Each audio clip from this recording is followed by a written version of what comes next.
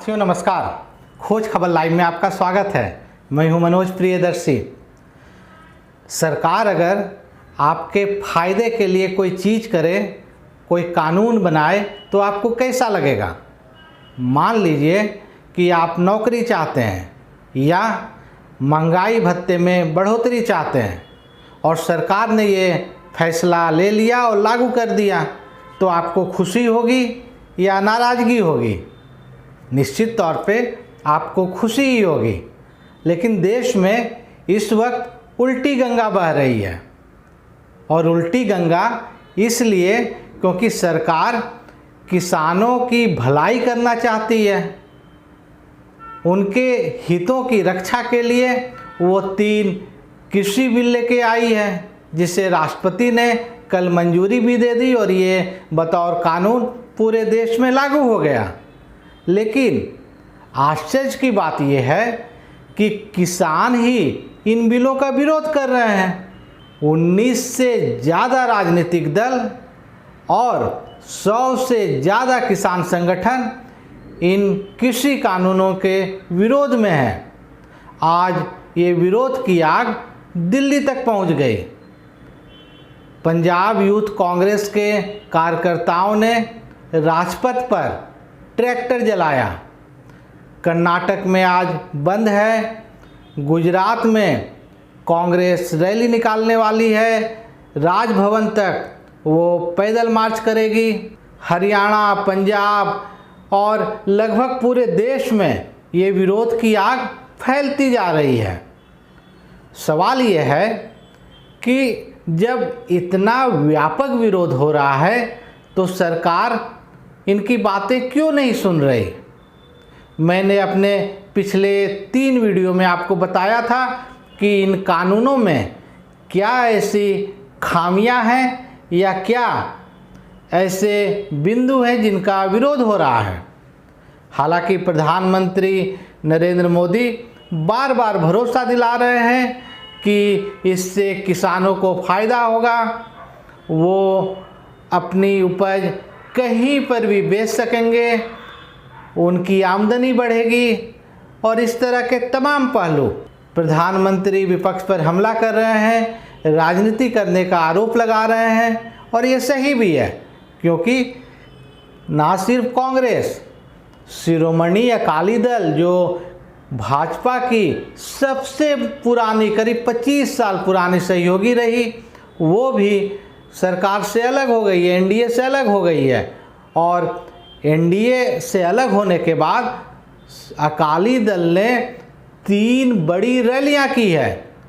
और आश्चर्य की बात यह भी है कि वो कांग्रेस, आप जैसी विपक्ष की पार्टियों को एकजुट होकर आंदोलन करने का आह्वान कर रही है, और उसका कहना है कि हम किसी भी स्तर पर इस मुद्दे को लेकर जा सकते हैं। हालांकि उसने कांग्रेस आपका नाम नहीं लिया, लेकिन उनका इशारा यही है।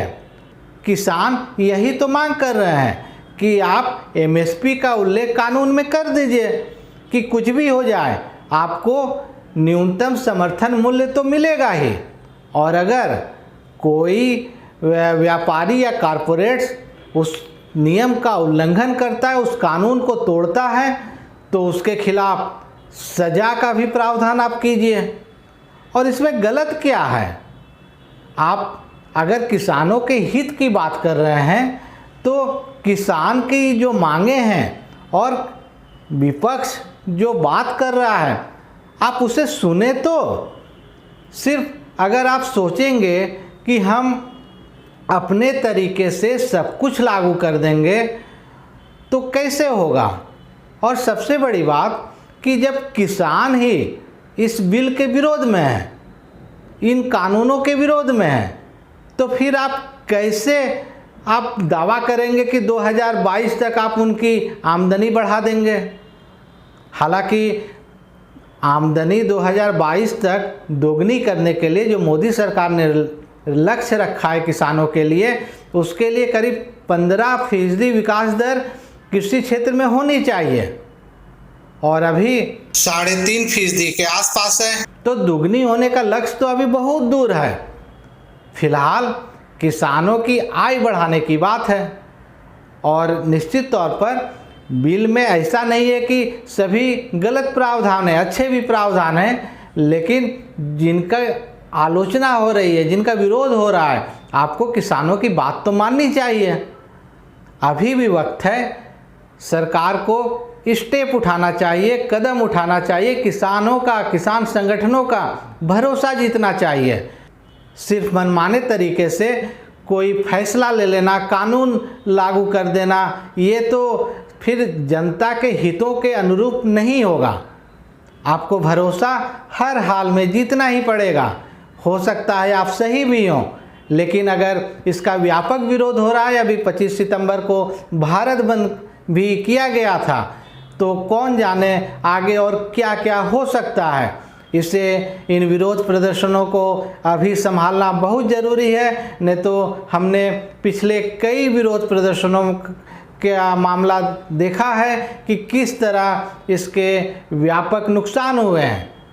तो मेरी सरकार से हाथ जोड़कर गुजारिश है कि वो कृपया इन किसानों की जो मांगे हैं, विपक्ष की जो मांगे हैं, उन पर ध्यान दें और इन कृषि बिलों पर उनका भरोसा जीते और जो भी ज़रूरी संशोधन लगे वो तत्काल इन बिलों में करें।